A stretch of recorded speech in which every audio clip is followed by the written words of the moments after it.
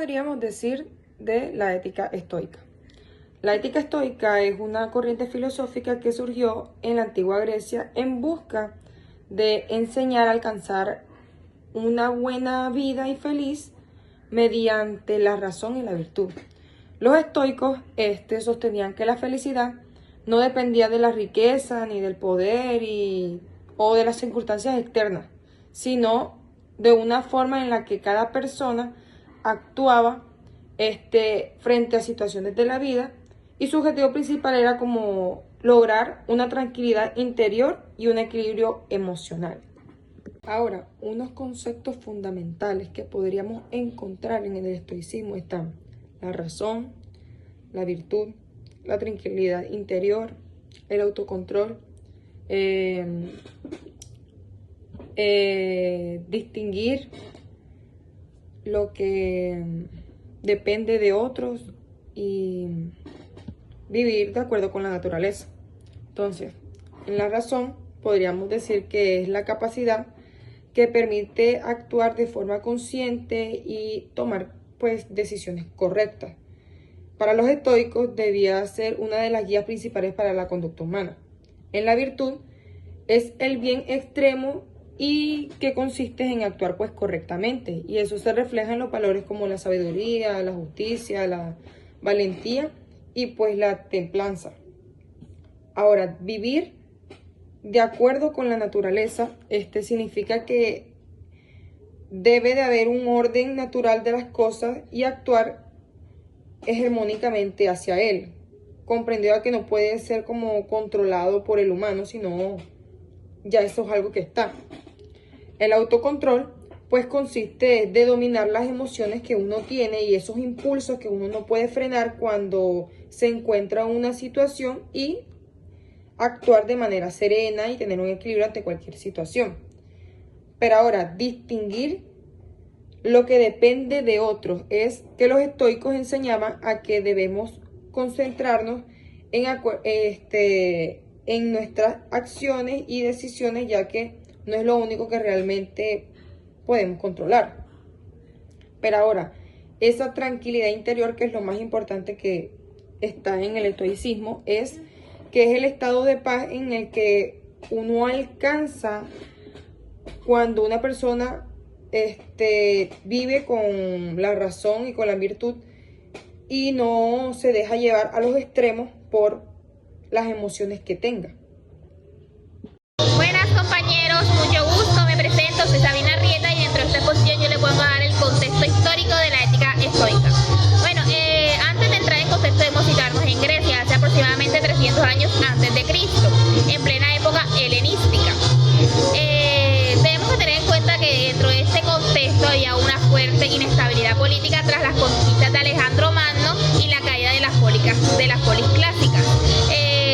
Después de las enseñanzas de Sócrates, Platón y otros grandes filósofos de la época, surgieron nuevas escuelas un poco más prácticas que intentaban definir de manera más teórica y estructurada cómo se debía vivir la vida en sociedad. Entre estas es importante destacar el cinismo con Diógenes el Perro, que influyó bastante dentro del estoicismo. Bueno, en contexto, el estoicismo terminó como una síntesis entre razón, virtud y vida en armonía. Fue fundada por Zenón de Sitio, un comerciante ciprino que lastimosamente para él y afortunadamente para nosotros en la historia naufragó cerca de las costas atenienses y perdió todo lo que poseía. Cuando intentó reivindicarse y volver a posicionarse, se encontró con el enseñamiento, con las enseñanzas filosóficas, y descubrió que realmente le gustaba mucho. Empezó a seguir a muchos pensamientos muchos pensadores de la época, y poco a poco fue gestando sus propias doctrinas y sus propios pensamientos. Ahora vamos a estarnos en el Stoi Poiken, o el pórtico pintado de Atenas. De hecho, si lo asocian un poquito se dan cuenta de aquí viene su nombre. Stoa Poiken, estoico, asocien.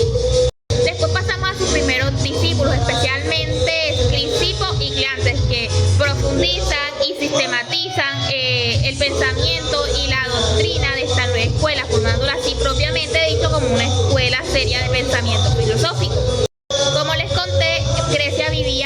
época de inestabilidad bastante fuerte y hacía que los ciudadanos no tuvieran una forma o un modelo a seguir para poder vivir su vida en sociedad. Dentro de este contexto, el estoicismo estaba como una fuente o como una forma de protección y de guía para estas personas que estaban desamparadas o que no sabían cómo seguir viviendo. El estoicismo les ofrecía control interior, control de uno mismo frente a todo lo externo que era inestable. Ahora, con el paso de los siglos, el estoicismo llega a Roma. Importante esto aquí porque aquí fue donde alcanzó su máximo esplendor y de hecho es la forma o la cara del estoicismo que más se asemeja al estoicismo que conocemos hoy en día o que tanto admiramos. En el Imperio Romano se adapta a la ética y a la vida y pensamiento romano, volviéndose un poco más ético y acoplado a la vida diaria. Ahora, dentro de esta época, las figuras que principalmente destacaron fueron Séneca, que era un político y escritor de cartas profundas, Epicteto, que era un esclavo que enseñaba libertad interior. Importante tenerlo en cuenta porque aquí nos damos cuenta de que el estoicismo no era simplemente para las élites, sino que era para todo el que quisiera escucharle y que siguiera aplicándola, incluidos los esclavos. Y también tenemos a Marco Aurelio, muy importante mencionarlo también porque era un emperador muy sabio y muy admirado, que en sus libros o en sus reflexiones, desde sus meditaciones mientras dirigía la guerra, nos aportaba mucho de esta filosofía. Desde Atenas hasta Roma, el estoicismo se consolidó como un arte de vivir que sigue ofreciendo calma y fortaleza hasta el día de hoy. Bueno, muchas gracias, hasta aquí mi aporte, espero que les haya gustado. Hola, mi nombre es Johnny Bermúdez. Voy a hablarles sobre la ética estoica y sus principales representantes. La ética estoica nos enseña que el bien supremo es vivir en armonía con la naturaleza y la razón. Sus principales representantes se dividieron en tres grandes etapas. Primera etapa helénica. Zenón de Sitio, fundador de la escuela estoica en Atenas, siglo III a.C., argumentó que la felicidad se logra dominando las pasiones y viviendo según la razón. Crisipo de Solos, segundo fundador de la ética estoica en la etapa helénica. Segunda etapa, la etapa del estoicismo rumano. Lucio Anneo Séneca creó los ensayos como las cartas de Lucilio, el manejo del tiempo, superación de las adversidades y el desapego a las riquezas materiales. Epicteto nació esclavo. Su ética nos habla de lo que podemos controlar, nuestros juicios y deseos, y lo que no podemos controlar, el mundo exterior. Y por tercera etapa tenemos el estoicismo tardío, el imperio, que su principal exponente es Marco Aurelio, emperador romano. Nos ofrece una visión única de cómo aplicar la ética estoica en posesión del poder absoluto. Nos habla del deber cívico, la compasión y el dominio de uno mismo. Muy buen día, mi nombre es Jacqueline Ariza y el día de hoy les voy a estar hablando sobre los aportes de la ética estoica al pensamiento moral. Partiendo desde el punto de qué es la moral, encontramos que la moral se define como este conjunto de normas, de costumbres y valores que son aceptados por una sociedad o un grupo determinado como guía para distinguir entre lo que es correcto o considerado bueno y lo que es malo o considerado incorrecto. Entendemos que dentro de la ética estoica se busca como finalidad de la vida alcanzar la felicidad a través de la eudaimonía, que es la felicidad, la paz interior, la serenidad, etc.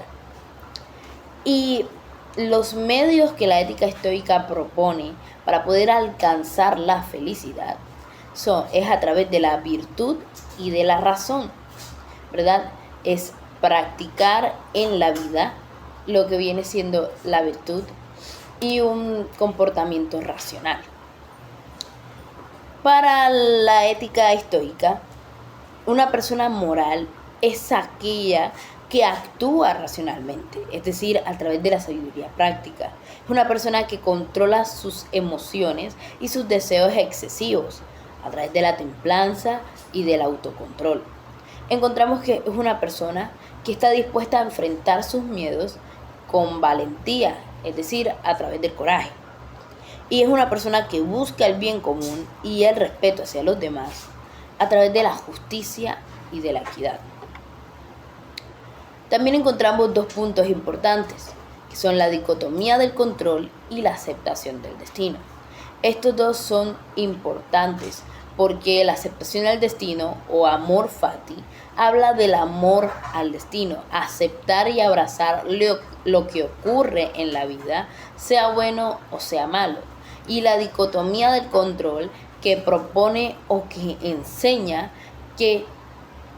a distinguir lo que está bajo nuestro poder y lo que no, lo que se sale de nuestro control.